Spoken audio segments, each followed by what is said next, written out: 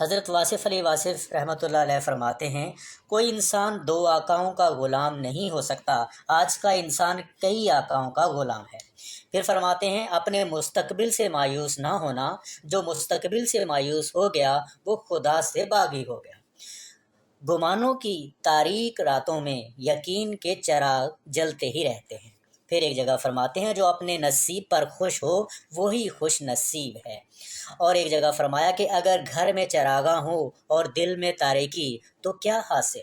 پھر فرماتے ہیں، تبلیغ کرنے والا یقین سے محروم ہو تو تبلیغ تاثیر سے محروم ہو جاتی ہے۔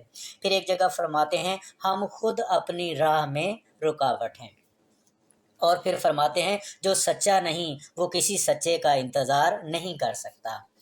اور پھر فرماتے ہیں، ہم سفر ہم خیال نہ ہو تو کامیابی نہ ہوگی۔ اور ایک جگہ فرماتے ہیں، ایک کافر اپنے کفر پر نازاں پھرتا ہے، ایک مومن اپنے ایمان پر فخر کیوں نہیں کرتا۔ اور پھر فرماتے ہیں، کبھی مایوس نہ ہونا، سب ٹھیک ہو جائے گا۔